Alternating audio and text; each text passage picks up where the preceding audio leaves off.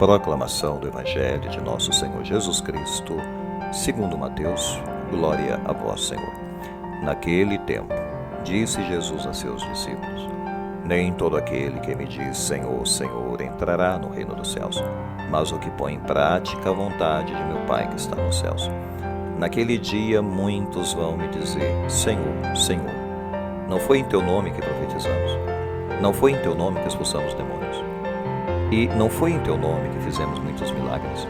Então eu lhes direi publicamente: jamais os conheci. Afastai-vos de mim, vós que praticais o mal. Portanto, quem ouve estas minhas palavras e as põe em prática, é como um homem prudente que construiu sua casa sobre a rocha. Caiu a chuva, vieram as enchentes. Os ventos deram contra a casa, mas a casa não caiu, porque estava construída sobre a rocha. Por outro lado, quem ouve estas minhas palavras e não as põe em prática, é como um homem sem juízo que construiu sua casa sobre a areia. Caiu a chuva, vieram as enchentes, os ventos sopraram e deram contra a casa, e a casa caiu, e sua ruína foi completa. Quando Jesus acabou de dizer essas palavras, as multidões ficaram admiradas com seu ensinamento. De fato, ele as ensinava como quem tem autoridade, e não como os mestres da lei. Palavra da salvação, glória a vós, Senhor. Bem, caríssimos irmãos, hoje no Evangelho de Mateus capítulo 7, 21 ao 29, nós temos uma afirmação muito importante de Jesus para a nossa vida cristã. Nem todo aquele que diz Senhor, Senhor entrará no reino dos céus, mas o que faz a vontade de meu Pai que está nos céus. Veja como isso é importante. A fé, ela requer uma ação para essa fé ser viva e não morta. Vem à minha mente agora uma ilustração, uma metáfora. Um padre e um fabricante de sabão foram passear um dia no parque. E eles caminharam alguns quilômetros olhando as pessoas. O fabricante de sabão, de repente, virou-se para o padre e disse: Olha, padre, de que adianta ter fé em Deus? Olhe para os problemas, as misérias do mundo, tantos pecados. Apesar de tantos e tantos anos o Senhor ensinando, pregando o amor, a bondade e a paz. Ora, se ter fé em Deus fosse bom, por que o mundo não melhorou ainda? E não é um lugar melhor, mais agradável para se viver? O padre não disse nada, eles continuaram andando. E o padre então viu uma criança brincando no chão, toda eslamaçada.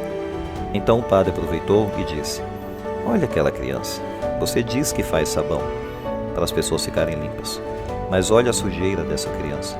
Ora então, de que adianta fazer sabão? De que serve o sabão?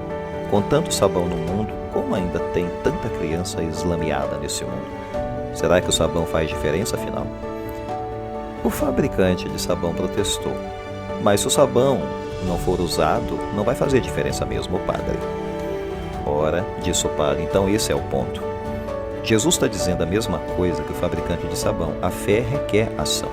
Não adianta dizer Senhor, Senhor, apenas de palavras e não agir, e não ter uma fé viva. Versículo 21. Nem todo aquele que me diz Senhor, Senhor entrará no reino dos céus. A fé aqui tem um componente muito importante: fazer a vontade de Deus.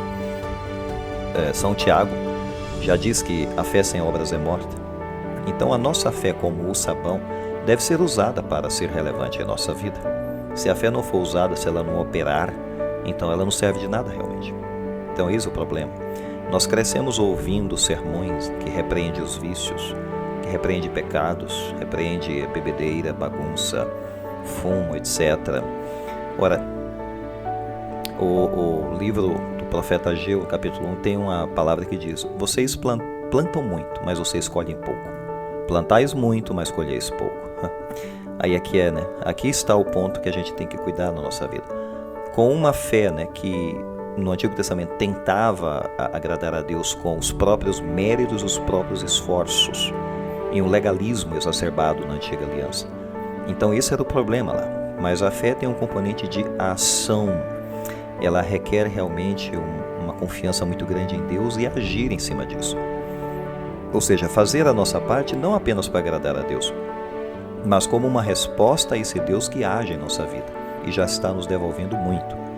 Portanto, Jesus ele coloca aqui uma questão de tolice no Evangelho. Construir sem prestar atenção na base. Como uma pessoa constrói uma casa na areia. A gente pensa que isso é meramente figura de linguagem, mas não, isso acontece até hoje. Em 1992, o furacão Andrew, esse caso que aconteceu lá na década de 90, o Andrew, furacão, ele devastou tudo no sul da Flórida. E somente uma casa ficou de pé.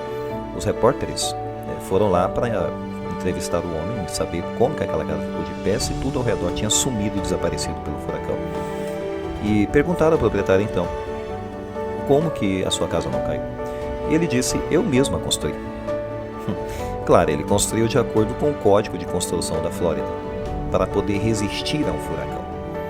Então não foi uma construção meia boca, como de fato com todas as outras casas lá da região que caíram porque foram mal feitas, não seguiram o código. Tiago, capítulo 22, diz assim, sede vós praticantes da palavra e não meros ouvintes da palavra, enganando a vós mesmos. Então, a palavra, ela não penetra nessas pessoas que são meros ouvintes, ou até não ouvintes, porque pode entrar pelo esquerdo e sair pelo direito muito rápido. Ou seja, eles não meditam, isso não penetra, é como a água que tem que penetrar na terra, Então, se eles são meros ouvintes, tanto faz a palavra para eles, não vai fazer diferença. Entra por um ouvido e sai pelo outro. Então, aqui não é a lição sobre como evitar as tempestades. Nós não podemos evitar as tempestades na nossa vida, mas sobre como construir nossas vidas para resistir às tempestades. É disso de fato que Jesus está falando, sobre a casa na rocha e a casa na areia. Pensemos nisso e peçamos a Deus que nos ajude a ter uma vida bem fundamentada, sólida, forte, uma espiritualidade firme diante desse mundo volátil, perigoso, esse mundo que tem se afastado mais e mais de Deus. Pensemos nisso, vamos construir nossa casa na rocha, meditando a palavra de Deus, buscando operar a nossa fé nesse mundo, fazendo com que a nossa fé opere, haja desse mundo, transformando os ambientes. Louvado seja nosso Senhor Jesus Cristo, para sempre seja louvado.